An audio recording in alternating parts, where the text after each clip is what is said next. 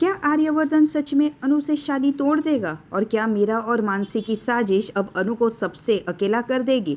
तुम से तुम तक के अपकमिंग एपिसोड में स्टोरी लेने वाली है एक शॉकिंग और इमोशनल ट्विस्ट।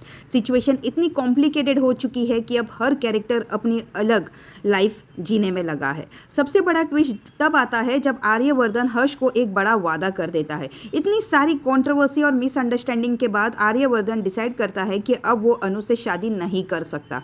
मीरा और मानसी का प्लान फाइनली कामयाब होते हुए नजर आ रहा है। उनका डर ये है कि अगर आर्य की लाइफ में कोई और आ गई तो पूरी प्रॉपर्टी और पैसे किसी और के नाम हो सकता है, और यही वजह है कि मानसी सिर्फ पैसों के लिए ये चाल चल रही है। ना उसे हर्ष की फीलिंग की परवाह है और ना ही किसी और की। अपने प्लान को सक्सेसफुल बनाने के लिए वो किसी भी हद तक जाने के लिए रेडी है। लेकिन स्टोरी का दूसरा इमोशनल साइड भी है। अनु की लाइफ में अब सब कुछ उससे छीनने वाला है। सिर्फ आर्यवर्धन ही नहीं बल्कि उसकी दोस्ती, उसके अपने लोग, सब उससे दूर किए जाने वाले हैं। सबसे शॉकिंग बात यह है कि गोपाल को ये सब पहले ही फील हो चुका था। उसने इतना ओवरथिंक कर लिया था कि उसे ऑलरेडी पता था कि आने वाले टाइम में एग्जैक्टली क्या होने वाला है, और अब जो सब कुछ हो रहा है वही सब उसके लिए, उसके सोच के अकॉर्डिंग ही चल रहा है। दूसरी तरफ मीरा भी एक नया चाल चल रही है। उसका टारगेट सिर्फ एक है, किसी भी तरह अनु और आर्य के बीच डिस्टेंस क्रिएट करना। इस प्लान के अंडर कुछ नए लोग अनु और उसकी फैमिली के आसपास भेजे जाएंगे जो उनको भड़काने और उनकी इंसल्ट करने की कोशिश करेंगे।